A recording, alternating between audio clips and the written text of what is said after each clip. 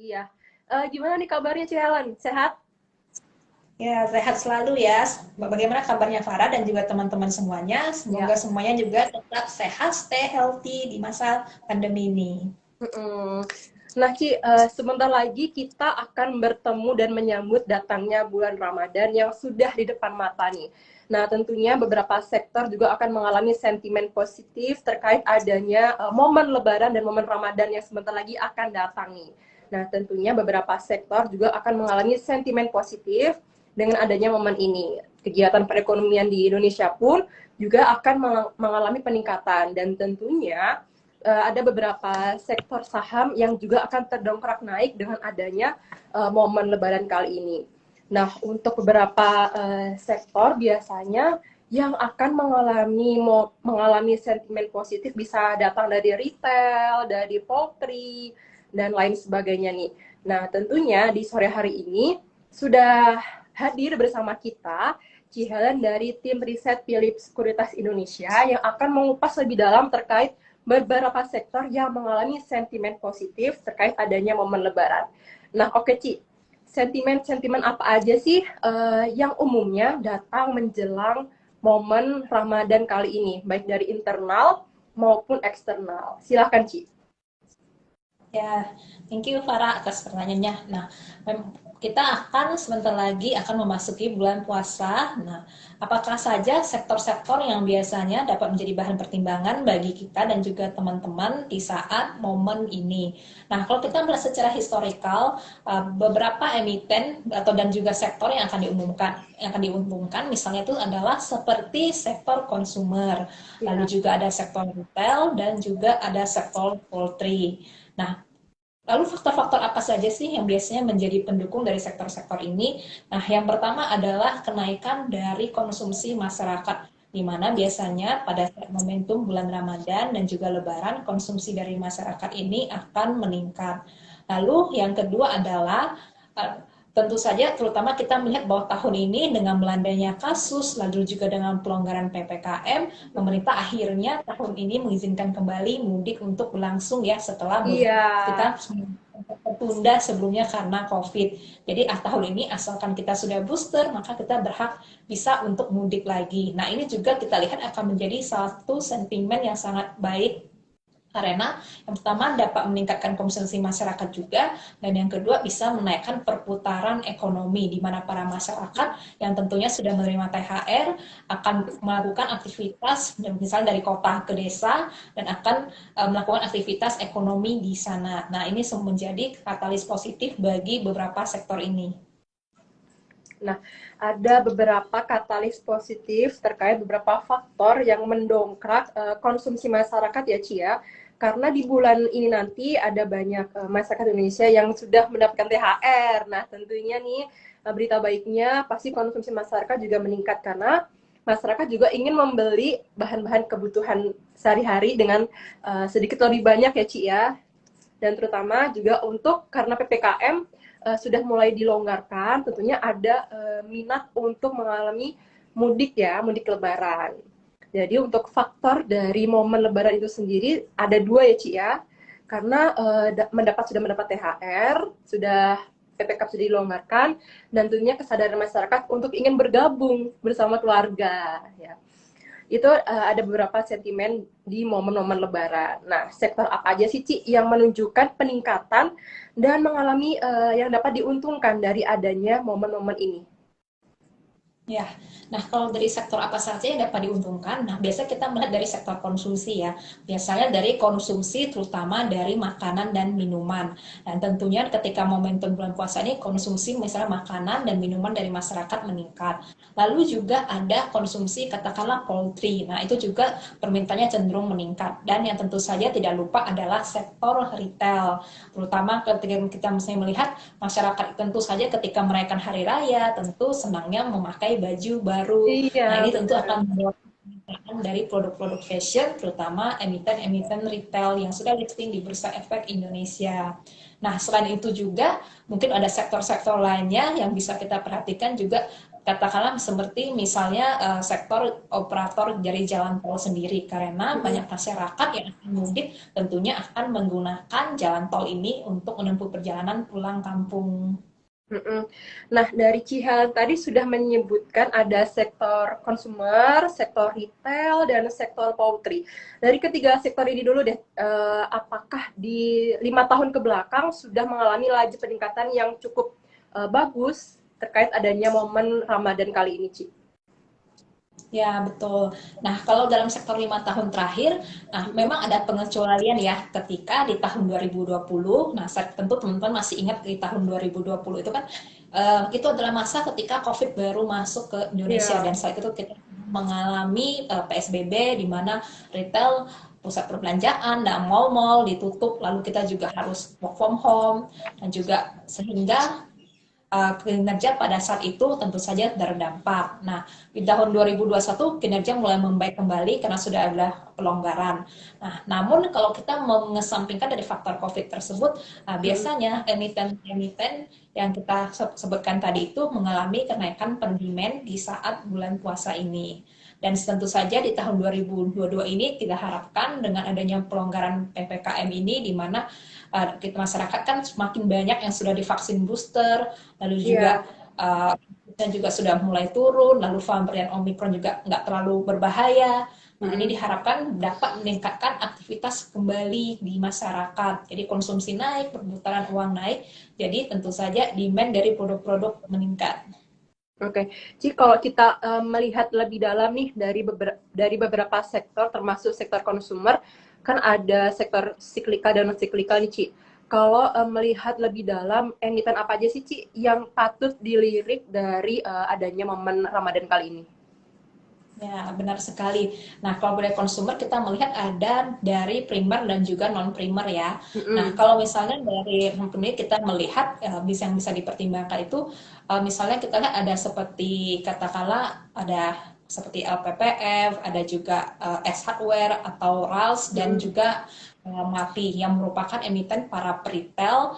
Dan tentu saja dengan tradisi kita bahwa kalau pada hari raya kita harus menggunakan baju baru dan tentunya juga diimbangi dengan misalnya promo-promo dari emiten-emiten yang bersangkutan. Nah, ini akan Mm-mm. menjadi katalis positif dari emiten-emiten ini. Adapun dari sektor consumer primer sendiri, kita melihat dari konsumsi dari makanan minuman, misalnya kita lihat dari dan katakanlah misalnya dari produk ACBP misalnya atau Indofood, Mm-mm. nah itu juga akan menjadi emiten-emiten yang memiliki produk divisi dari snack maupun makanan dan minuman. Oke, nah dari teman-teman Sobat Philip semuanya, apabila ada pertanyaan bisa langsung tuliskan pertanyaan kalian di question box ya, karena nantinya akan ada 3 pertanyaan terpilih yang bisa mendapatkan merchandise seru dari Philip Sekuritas Indonesia. Nah, Ci, kita lanjutkan pertanyaan kita ya, Ci ya. Kalau kita bisa melihat nih konsumer ya, konsumer terkait dengan Yapfa, terkait dengan Cepin. Kalau misalkan melihat jangka panjangnya bisa di hold selama bulan Ramadan aja atau bisa sampai akhir tahun nih, Ci? Ya, nah sebenarnya kalau dari jangka panjangnya kita melihat bahwa kedua emiten ini masih cukup menarik ya. Kenapa? Beberapa sektor pendukungnya yang misalnya adalah besarnya jumlah penduduk di Indonesia. Nah, Indonesia ini kan merupakan negara dengan masyarakat jumlah penduduk terbesar keempat di dunia. Lalu Iya, juga penduduk kita mayoritas didominasi oleh umat muslim yang tentu saja menginginkan produk-produk yang halal, yaitu seperti iya, misalnya ayam. Nah, jadi, lalu yang ketiga adalah meskipun dengan jumlah penduduk yang terbesar keempat di dunia itu, ternyata konsumsi per kapita kita itu masih rendah mm, dibandingkan misalnya dengan negara-negara tetangga kita seperti Malaysia atau kan seperti Singapura atau bahkan seperti Brunei kita masih kalah sehingga ada iya. potensi untuk pertumbuhan di masa depan yang sangat baik tentunya. Tapi nah, itu juga bisa menjadi katalis bagi kinerja emiten di sektor poultry. Oh, nah, ini ada yang nanya nih, Ci.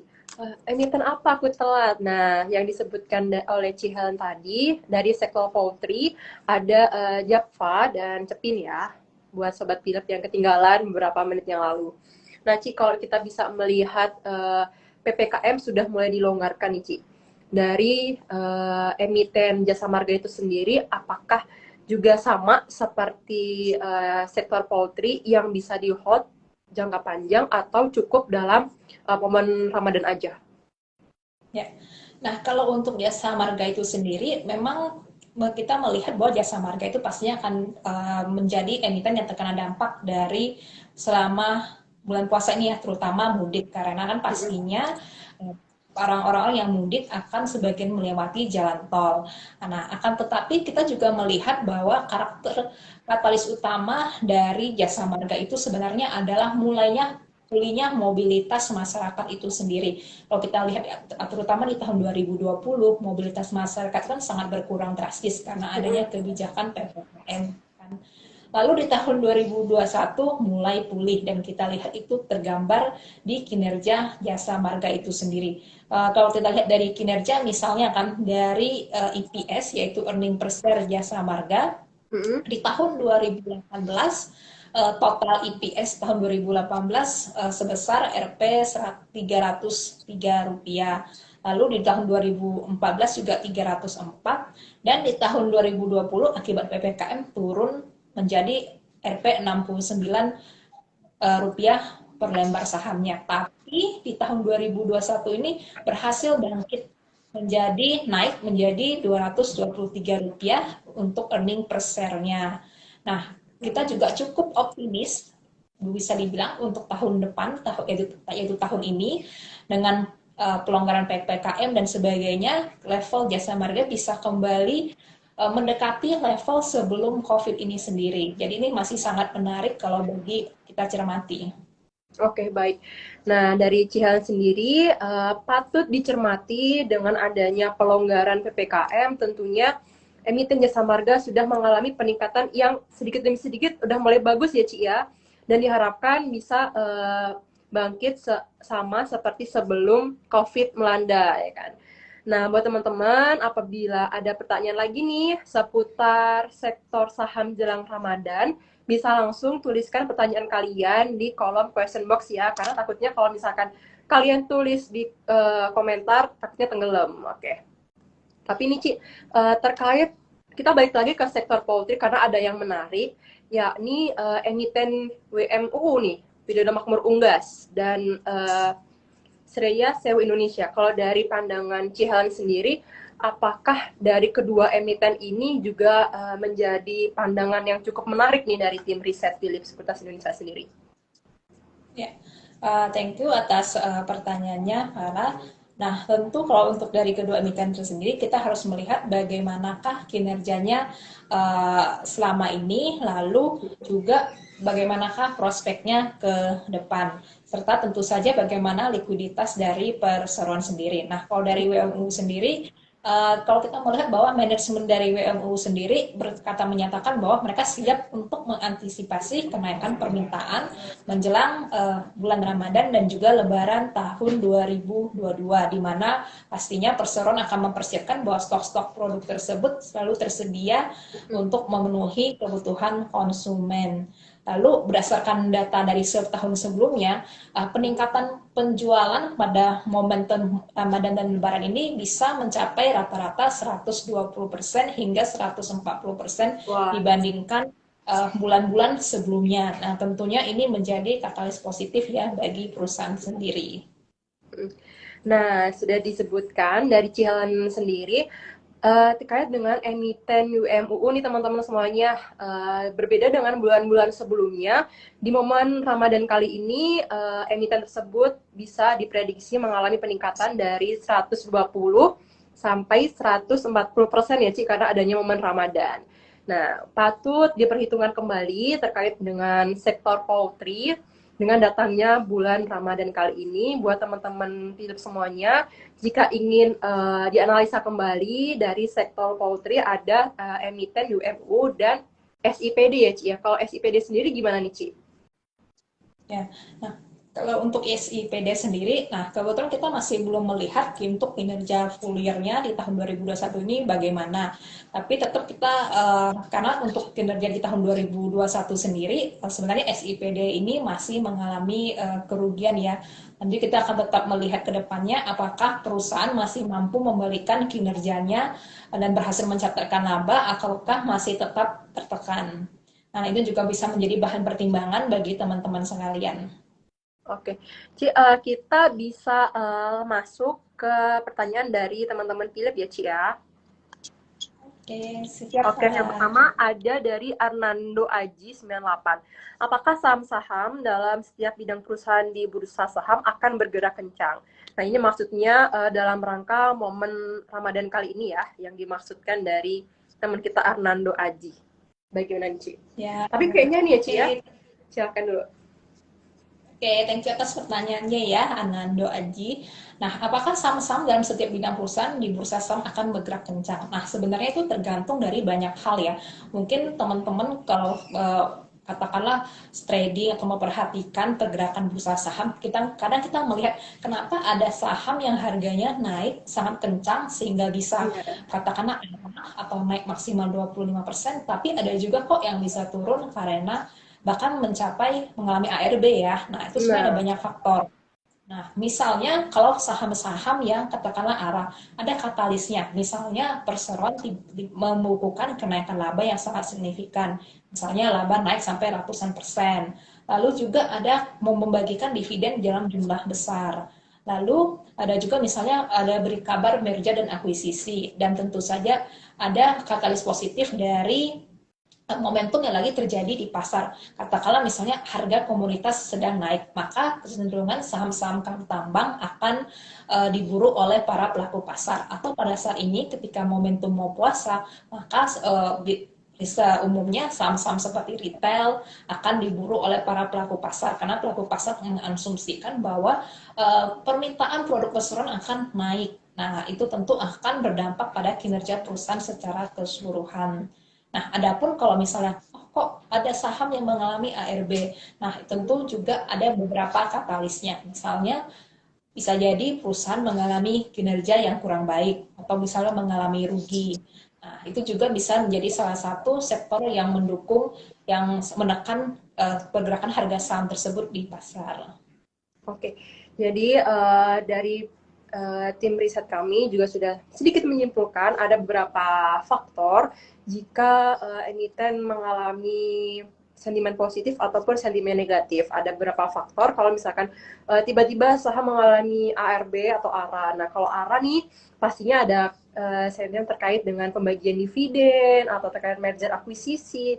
Ada juga ketika harga komoditas mengalami kenaikan dan salah satunya ketika momen Ramadan kali ini juga ada beberapa sektor ataupun emiten yang mengalami kenaikan cukup kencang. Nah, kalau misalkan ada sentimen negatif terkait dengan adanya RB, apakah kita juga bisa melihat nih apakah emiten tersebut sedang mengalami kerugian atau sebagainya. Nah, hal-hal tersebut juga bisa kita lihat pada laporan keuangannya juga ya, Ci ya.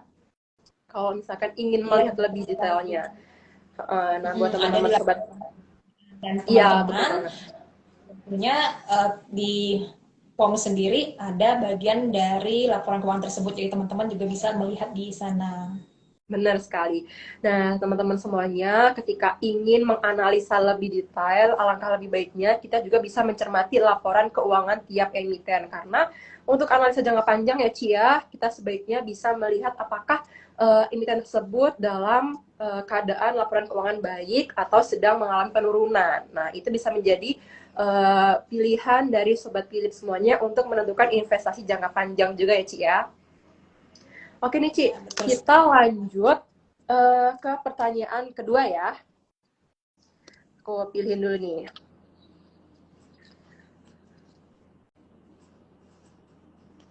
Oke.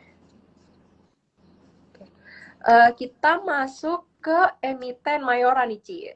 Terkait dengan momentum Ramadan kali ini, apakah Mayora sudah turun banyak? Ada potensi naik nggak kalau di momen Ramadan kali ini? Dan Jakfa rencana buyback-nya berapa gitu untuk dinilai wajarnya? bisa dijawab Ci terkait dengan pertanyaan dari teman kita Nining Sri Mulyanisi. Silahkan. Oke, thank you atas pertanyaannya ya. Nah, kali ini pertanyaan mengenai Mayora. Jadi kalau kita melihat dari MYOR sendiri, memang kinerja pergerakan saham MYOR sendiri ini cukup tertekan ya. Nah, kalau kita melihat sendiri kenapa saham tersebut agak tertekan. Nah, yang pertama kalau kita melihat ada sentimen negatif dari kenaikan harga komoditas. Nah, seperti yang kita tahu, bahwa saat ini adanya konflik antara Rusia dan Ukraina masih terus berlangsung. Dan sebagai dua negara penghasil gandum besar di dunia, nah itu menimbulkan kecemasan bagaimanakah dengan pasokan gandum dunia ini, apakah cukup atau tidak, lalu bagaimana dengan pengirimannya. Nah, hal tersebut menyebabkan harga gandum, komoditas gandum ini naik, bahkan sempat mencapai harga rekor. Nah, tentunya kan kalau misalnya harga bahan baku naik, tentunya kita pelaku pasar kan khawatir akan menekan kinerja dan juga margin dari perseroan, sehingga pergerakan harga saham dari Mayora ini terdampak. Nah, lalu sendiri bagaimanakah peluangnya situ, apakah ada potensi naiknya? Nah, tentu kita akan memperhatikan dari bagaimana dari segi teknikalnya sendiri ya. Nah, apabila kalau misalnya kita lihat dari chartnya ini di pada awal Maret ini MYOR masih di level 1.500-an dan saat ini MYOR sudah berada di level 1.007, ditutup 1.745. Nah, tampaknya juga memang adanya ekspektasi dari katakanlah investor pasar. Nah, kalau misalnya untuk teman-teman yang ingin penasaran mengenai analisa teknikal, bukan cuma MYOR, melainkan juga saham-saham lainnya, teman-teman bisa bergabung dengan webinar kita yang ada setiap pagi. Jadi Senin sampai Jumat setiap hari bursa dan dimulai dari jam 8.30 hingga 9.30 WIB. Jadi teman-teman bisa bertanya langsung dengan analis teknikal kita, bagaimana sih rekomendasi saham berdasarkan analisa teknikal. Nah, bener banget nih teman-teman semuanya. Apabila ingin analisanya lebih mendalam ya Ci ya, terkait beberapa emiten, bisa langsung gabung di webinar Philips Sekuritas Indonesia setiap pagi di hari bursa, Senin sampai Jumat jam 8.30. Nantinya tim riset dari Philips Sekuritas Indonesia akan mengulas lebih dalam terkait sektor-sektor dan emiten apa aja sih yang cukup menarik. Nah, oke, buat teman-teman yang ketinggalan, bisa langsung tanyakan pertanyaan kalian di kolom question box ya, karena 3 pertanyaan terpilih nantinya akan mendapatkan merchandise menarik dari Philips Sekuritas Indonesia. Oke, Ci, kita lanjutin lagi ya pertanyaan terkait sektor saham apa aja yang menjelang Ramadan. Oke. Nah, Ya, betul. Dan kalau untuk tadi kita ketinggalan pertanyaan mengenai buyback Java. Nah, untuk Java sendiri, memang Java berencana untuk melakukan buyback saham dan menganggarkan dana hingga 350 miliar untuk buyback saham, maksimal sebanyak 1,5% dari seluruh saham yang ditempatkan oleh perseroan. Tapi rencana tersebut akan dimintakan persetujuannya terlebih dahulu di rapat umum pemegang saham luar biasa pada hari Rabu tanggal 6 April 2022 tersebut. Dan rencana buybacknya nanti akan dimulai pada 7 April 2022 sampai dengan 6 Oktober 2023. Nah, semoga itu bisa membantu ya untuk Ibu Ningsih. Nah, bener banget. Jadi bisa dicatat terkait jadwal buybacknya ya Ci ya, karena bisa menjadi patokan buat sobat investor semuanya untuk melihat bagaimana perkembangan dari emiten tersebut. Oke Ci, ini pertanyaannya sama nih, seperti yang sudah kita ulas sebelumnya, tapi mungkin ada beberapa sobat Philip yang ketinggalan. Ada dari Panji. Dari Panji Buana 78 menanyakan terkait selain sektor poultry, selain sektor consumer goods dan transportasi, ada nggak sih sektor apa yang diuntungkan dengan adanya momen Ramadan? di awal kita sudah sempat membahas, namun mungkin agak sedikit ketinggalan, ya mungkin baru join. Nah, sektor apa aja sih ini selain dari ketiga sektor tersebut yang diuntungkan dengan adanya momen Ramadan di 2022 kali ini? Ya, oke, thank you atas pertanyaannya ya. Nah, kalau dalam kita beberapa sektor yang cenderung menjadi perhatian pada saat momentum ini adalah seperti misalnya ada sektor consumer goods, lalu juga ada sektor poultry, lalu juga ada sektor retail dan juga sektor operator jalan tol. Nah, pada sektor-sektor ini secara umumnya akan memperoleh katakanlah adanya peluang dari kenaikan konsumsi masyarakat, lalu juga permintaan yang naik, serta perputaran uang baik di kota maupun di pedesaan. Oke, jadi selain dari sektor poultry, sektor consumer goods, dan transportasi, kita bisa mencermati dari sektor retail juga ya teman-teman semuanya. Jadi ada 4 sektor yang menjadi highlight dari tim riset kami, yakni poultry, consumer goods, transportasi, dan retail. Oke, Ci. Kalau misalkan kita perdalam lagi nih, Ci, karena transportasi luas jangkauannya, apakah termasuk bukan cuma jasa marga saja yang diuntungkan dengan adanya momen Ramadan, tapi apakah terkait dengan Astra dan lain sebagainya juga bisa diuntungkan dengan adanya momen Ramadan kali ini karena melihat terkait dengan keinginan masyarakat untuk bisa membeli mobil baru atau lain sebagainya. Gimana nih, Ci? Ya, betul sekali. Memang saham sektor otomotif ini juga menjadi salah satu yang terdampak ya. Nah, karena juga adanya demand dari masyarakat. Nah, bisa jadi adanya permintaan dari kendaraan, baik itu kendaraan roda 4 maupun dari kendaraan roda 2. Lalu kita juga melihat kalau misalnya dari katakanlah sektor operator jalan tol tersebut, nah itu juga menjadi salah satu sektor yang dapat menjadi pertimbangan bagi kita. Kira-kira apa sih yang selama bulan momen puasa dan juga lebaran ini demand-nya tuh kira-kira akan naik di masyarakat. Oke, nah buat sektor otomotif sendiri kita juga harus mencermati lebih dalam ya Cia terkait demand akan adanya momen Ramadan kali ini. Nah buat sobat Philip semuanya, mungkin bisa memperdalam terkait analisanya pada sektor otomotif selama 1 bulan penuh ini nanti ya Cia, karena seperti biasanya terkait adanya bulan Ramadan, demand untuk memiliki kendaraan baru juga semakin meningkat biasanya. Oke, Ci. Kita masuk ke pertanyaan selanjutnya. Oke. Nah, untuk sektor ini nih, Ci. Oke, dari Gali ada skor Tanoyo untuk ULTJ, apakah ada potensi untuk uptrend mengingat laporan keuangan tahunannya hasilnya baik?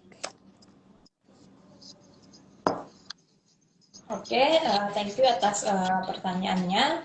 Bagaimana potensi untuk ULTJ itu sendiri? Ya, Ingat betul. bahwa ULTJ ini membukukan kenaikan laba untuk kinerja di tahun 2021. Nah, adapun kalau kita melihat dari analisanya,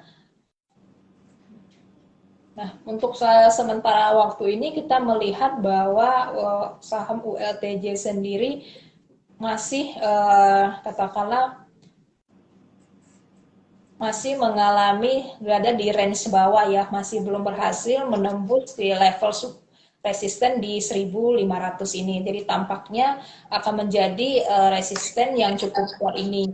Jadi kalau misalnya Bapak Ibu belum Bapak gali ya, nah misalnya Bapak Gali. belum memiliki saham ULTJ ini, kita harus tetap memperhatikan bagaimanakah resisten di 1.500 tersebut dapat di break apa tidak. Nah, kalau misalnya resisten 1.500 tersebut dapat di break oleh ULTJ, maka baru ada potensi kita lihat untuk potensi untuk penguatan. Karena kalau kita lihat di sini tampaknya ada 1, 2, 3 kali tertahan di level 1.500 dan ini akan mencoba untuk yang keempat kalinya.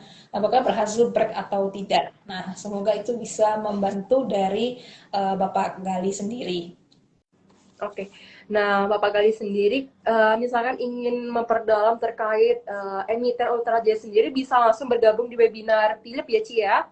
setiap hari Ya, Senin sampai Jumat jam 8.30 di hari bursa. Nantinya Bapak Gali bisa langsung bertanya lebih dalam bersama tim riset kami. Nah, oke Ci, kita pengen tahu juga nih Ci, saham-saham apa aja sih yang patut dilirik dan menjadi rekomendasi dari tim riset Philip untuk bisa dicermati di momen Ramadan kali ini?